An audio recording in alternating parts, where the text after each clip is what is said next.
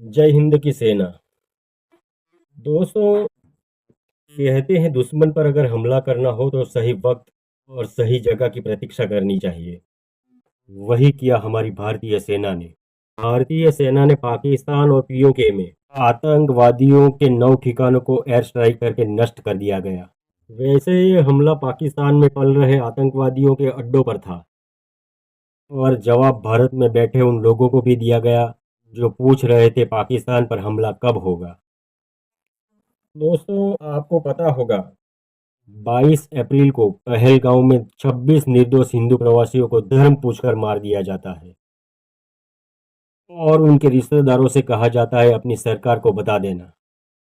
इस हमले के बाद देश के हिंदुओं को लगने लगता है गंगा जमनी तहजीब और हिंदू मुस्लिम भाईचारा सिर्फ एक छलावा है। हिंदुओं को लगता है वो भाई हैं और हम उनका चारा है। और इस हमले के बाद कश्मीर से सभी प्रवासी धीरे धीरे करके निकलने लगते हैं। फिर कभी अभी हम लोग श्रीनगर का सारा पूरा ट्रिप कैंसिल करके हम भदरवा में हैं। हम कोशिश कर रहे हैं कि हमारी फ्लाइट रीशेड्यूल हो जाए ताकि हम जम्मू कश्मीर के पूरे एरिया से तो निकल ही जाएं। ये इंसिडेंट के बाद नहीं आना वापस कश्मीर। भाई अब हम निकलते हैं और अब हम खड़े हैं लाल चौक क्लॉक टावर। लाल चौक तो लाल चौक पे खड़े हैं। इसके बाद हम निकल रहे हैं और भाई हम तो कभी कश्मीर आएंगे नहीं जिंदगी में। क्यों रखा नहीं आएंगे, बिल्कुल भी नहीं आएंगे। और ये ना कुछ जो ज्ञान दे रहे हैं तो प्लीज अपना ज्ञान अपने पास रखो, क्योंकि तुम लोगों को पता नहीं है। तुम लोग अपने घर में बैठे हो, ठीक है। लोग बोल रहे कि कश्मीरियों की क्या गलती है। भाई हमने बात करी है उनसे। बिल्कुल भाई, मानसिकता की लड़ाई है सारी। कहीं ना कहीं प्रेम है पाकिस्तान से, जितना मैंने लोगों से बातें की। कहीं ना कहीं नहीं, पूरे 100% प्रेम है। तो और भाई जिसको आना है हम तो नहीं आएंगे। इधर खड़े होकर बोल रहे हैं कश्मीरियों ने जो अपने देश के साथ गद्दारी की है और टेररिज्म को सपोर्ट किया है, उसकी वजह से उनके साथ वो हुआ है और उसका खामियाजा उनको भुगतना पड़ेगा। अब टूरिज्म खत्म हो जाएगा, नहीं जाएगा वहां कोई, और ये लंबा चलेगा अब। क्योंकि कितनी बार हम अल्टीमेटम दें, कि कितनी बार समझाएं कि आपकी सपोर्ट के बिना ये नहीं हो सकता, और फिर से हो गया। तो इसका मतलब उनका तो इन्वॉल्वमेंट है। एक तरफ वो दिखा रहे हैं कि हम बहुत दुखी हैं क्योंकि उनका पूरा टूरिज्म खत्म हो रहा है, और एक तरफ वो सपोर्ट भी कर रहे हैं। तो आप एक साइड लो ना, आप किसकी तरफ हो, ये तो डिसाइड करना पड़ेगा। प्रवासियों को कश्मीर छोड़ता देख कश्मीर में कुछ लिब्रांडो, कुछ मोमबत्ती गैंग, कुछ किटी पार्टी आंटियां, कुछ पत्रकार, कुछ फिल्मी भांड कश्मीर, कश्मीरियत और जमहूरियत का ढोल पीटने लगते हैं। आपको ये वीडियो दिखा देते हैं कि कैसे होटल्स में बच गए हिंदू चाय नाश्ता ठूस कर बोल रहे हैं कि यहाँ तो सब चंगा सी, ये थोड़ा बहुत तो चलता ही रहता है। कैसे हो? कल कहाँ से आए? पहलगाम से। पहलगाम से यहाँ आए हैं। अभी कैसे आप बिल्कुल खुश है ना? कोई दिक्कत तो नहीं है ना? सारा सेफ। देखा, पूरा ग्रुप का ग्रुप खिलखिला कर कह रहा है कि हम तो बहुत खुश हैं, यहाँ पर सब कुछ ठीक है, हमें तो कश्मीर पसंद है। थोड़ा बहुत चलता ही रहता है।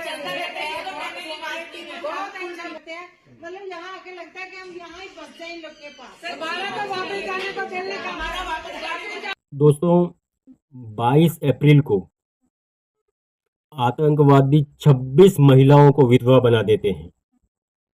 ठीक 15 दिन बाद 7 मई रात को 12:37 पर भारतीय सेना पाकिस्तान में पल रहे आतंकवादियों के 9 ठिकानों पर हमला करके उसको नष्ट कर देती है और इस ऑपरेशन को नाम दिया जाता है ऑपरेशन सिंदूर। इंडिया ने जंग शुरू कर दी है। अभी मेरे बहावलपुर सिटी के अंदर मौलाना मसूद अजहर साहब के जो है मदरसा है, उसके ऊपर 4 मिसाइल दागे गए हैं। हम अपनी अफवाज पाकिस्तान के साथ खड़े हैं, लेकिन मेरा सवाल है कि हमारी एजेंसीज कहाँ सोई हुई थी, हमारी अफवाज पाकिस्तान कहाँ सोई हुई थी जब ये हमला हुआ। मुजफ्फराबाद की भी खबर आ रही है कि मुजफ्फराबाद वाली साइड पे भी ये अटैक हुआ है, लेकिन सबसे पहले मेरे बहावलपुर सिटी के अंदर अटैक हुआ है ब्लास्टिक मिसाइल के साथ। उन्होंने हमला किया है मौलाना मसूद अजहर साहब के मदरसे के ऊपर, 4 मिसाइल मारे गए हैं। अभी ये कहना कबल वक्त है कि गोया कितनी सच्चाई है इस खबर के अंदर, किस साइड से ये मिसाइल आए हैं, ये अभी कंफर्म होना बाकी है। लेकिन ये कंफर्म न्यूज़ है कि उनके मदरसे के ऊपर 4 मिसाइल मारे गए हैं। पाकिस्तान जिंदाबाद, पाक फौज जिंदाबाद, इमरान खान जिंदाबाद। एक तारीफ करना चाहता हूँ, बताना चाहता हूँ, जहाँ पर इन्होंने रात को जिस शख्सियत के मकान पर इंडिया ने जो हमला किया है, 2 जगहों पर उसने हमला किया। एक उसने मौलाना मसूद अजहर जो एक जिहादी कमांडर है, जो जैश ए मोहम्मद के सरबराह हैं उनके घर पे इन्होंने हमला किया, उसकी फैमिली के 12 लोग शहीद हो गए, जिसमें छोटे बच्चे भी शामिल हैं। और दूसरा हमला मुरीद के लश्कर तैयबा के मरकज पे किया है, वहां पर भी लोगों की शहादत की खबरें मौसूल हुई हैं। इस ऑपरेशन की जानकारी देने आती है हमारे देश की 2 नारी शक्ति। सुप्रभात देवियों और सज्जनों, मैं कर्नल सोफिया कुरैशी और मेरे साथ विंग कमांडर व्योमिका सिंह आज आपको 6 से 7 मई 2025 की रात 1:05 से 1:30 बजे के बीच भारतीय सशस्त्र बलों द्वारा अंजाम दिए गए ऑपरेशन सिंदूर के बारे में जानकारी देंगे। पाकिस्तान में ऑपरेशन सिंदूर चलाकर शुरू हुए सफाई अभियान की ब्रीफिंग 2 महिला विंग कमांडर कर रही हैं। विंग कमांडर व्योमिका सिंह और कर्नल सोफिया कुरैशी। भारत में घुसकर हिंदू महिलाओं का सुहाग उजाड़ा गया था तो आर्मी ने ऑपरेशन सिंदूर से आतंकवादियों को 1 चुटकी सिंदूर की कीमत बता दी है।